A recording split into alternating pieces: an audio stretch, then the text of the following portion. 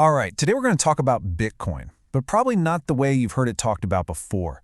We're not talking about headlines or price charts. We're going deep into the 30-year story of how it was born, and it all revolves around one kind of hidden but absolutely crucial figure, Adam Back. This is really the story of the code for sovereignty.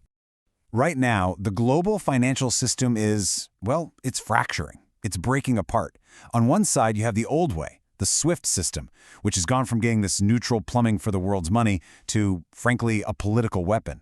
And on the other side, something totally new is rising. A network that doesn't care about politics because it's built on pure, cold, hard math.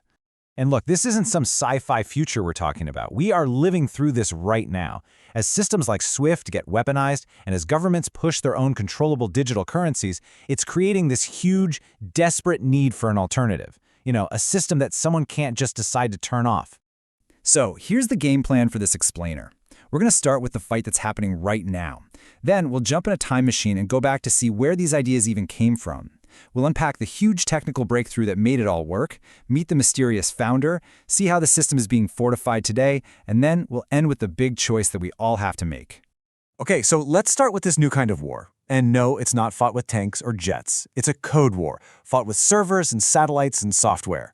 And what they're fighting over is the very idea of what money and what property is even supposed to be. The two sides here couldn't be more different. In the world we're used to, using your own money is basically a privilege that somebody else grants you, and they can take it away. We've seen it happen. Entire countries get unplugged from SWIFT. People get their bank accounts frozen for saying the wrong thing. The alternative is built on a totally different idea, that your property is your property, period. It's a right secured by math, not a permission slip from a bank. Now don't think for a second the old system is just going to roll over. Nope, they have an answer. The Central Bank Digital Currency, or CBDC. And sure, they sell it as being efficient, but what it really is the ultimate tool for control. Imagine a world where every single thing you buy is tracked by the state. A world where they could program your money so you can only spend it on certain things, or make it expire if you don't use it. It is the exact opposite of financial privacy. So to figure out how we even have a defense against that future, we have to go back, way back, because the DNA of Bitcoin, it wasn't created in 2008. It was forged in the fires of the 1990s by this incredible group of activists and programmers called the Cypherpunks. And let me tell you, the 90s were an intense time. The US government literally classified strong encryption as a weapon, like a missile, making it illegal to export. So what did guys like Adam Back do? Well, he printed the illegal code on a t-shirt and wore it internationally, basically making himself an arms exporter. This wasn't a stunt. It was a dead serious statement. Code is free speech. And their ultimate quest? To build what they called the Holy Grail, private digital cash. And this quote from their manifesto, this says it all. The cypherpunks just knew, deep in their bones, that governments weren't just going to grant them privacy. It was something they had to build themselves. They had to actually write the code to make it real. That philosophy is the bedrock that Bitcoin is built on. So the cypherpunks had the right ideas, but they were stuck on this one giant, seemingly impossible problem. In a digital world where you can copy anything an infinite number of times for free, how do you make something that's verifiably scarce and valuable? The answer, when it came, was from Adam Back. And it wasn't just about code, it was about physics. He invented a system called Hashcash, and this was the very first real use of what we now call proof of work. The concept is kind of mind-bending but simple. To do something digital, you first have to prove that you burned real-world resources, like electricity and computing time. You have to do actual work. The real genius here is that it's lopsided. It's difficult and costly to create the proof of work, but it's incredibly fast and easy for anyone to check that you did it. He originally designed it to stop spam email. Sending one email is easy, but if you're a spammer trying to send millions, the cost of all that work suddenly becomes impossible to afford. And this is the part that changed everything. This is so important. Adam Back was the first person to successfully connect the digital world to the physical world. He found a way to make a string of ones and zeros scarce, just like an atom of gold is scarce, by tying its creation to the one thing you can't fake, the cost of energy. He solved the copy-paste problem and created true digital scarcity. So, about a decade goes by. And then, this foundational idea gets picked up by a mysterious figure who appears out of nowhere online, someone calling themselves Satoshi Nakamoto. And they built something absolutely world-changing right on top of Adam Back's invention. And look, this isn't some guess, it's documented history. The very first citation in the famous Bitcoin Whitepaper is Adam Back's Hashcash. We also know Satoshi actually emailed Back before the launch to get his feedback. It's like Back built this incredible, powerful engine, proof of work, and Satoshi came along and designed the perfect vehicle to put it in: Bitcoin.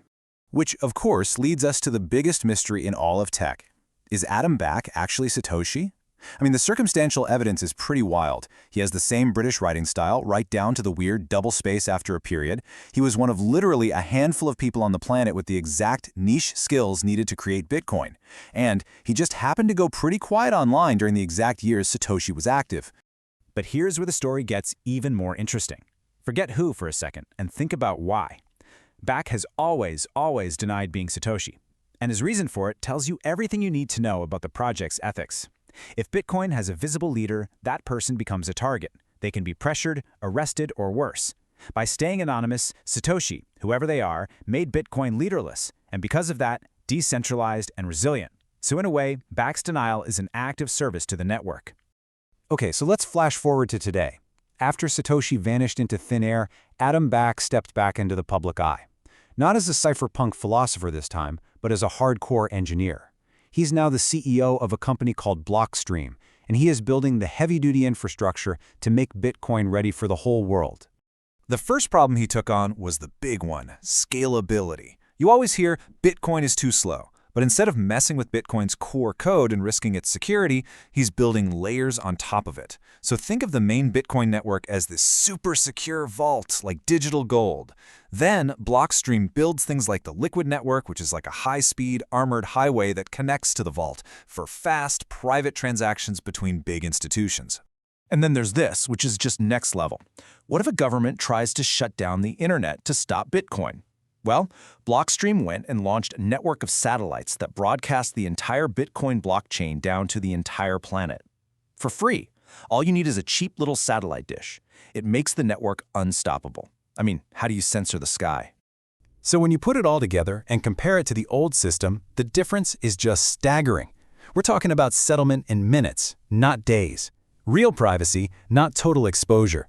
A network that's on 24/7, even without the internet, versus one that runs on political whims. And a system that is built from the ground up to be immune to the exact kind of political kill switches that make the old system so fragile. Which brings us to the end. All this history, all this technology, it isn't just a cool story. It's forcing a really important choice on every single one of us about the kind of world we want to live in.